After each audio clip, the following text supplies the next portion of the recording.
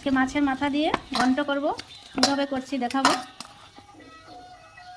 মাছের মাথাটা ভেজে নিয়েছি, ফোড়নে দিচ্ছি তেজপাতা, একটা শুকনো লঙ্কা, একটা দারচিনি, আস্ত জিরে,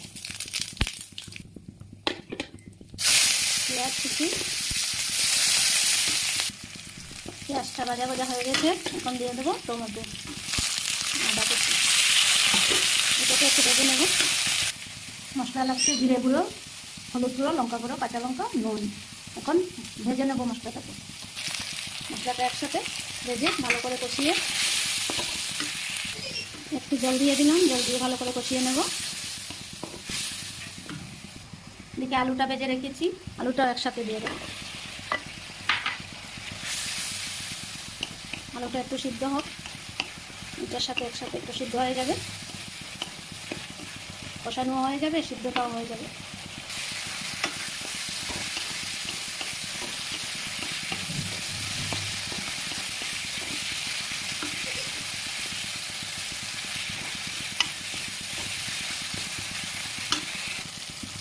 কষানো হয়ে গেছে, এখন আমি অল্প জিরে বাটা দিয়ে দিচ্ছি।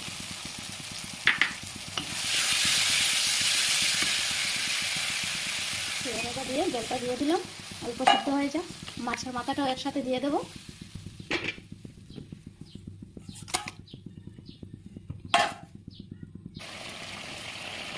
গরম মশলা দিয়ে দিলাম, এখন নামিয়ে নেব। আমার তরকারিটা হয়ে গেছে, দেখো হয়ে গেছে। দেখো নামিয়ে নিলাম, কেমন হয়েছে সবাই বলবে।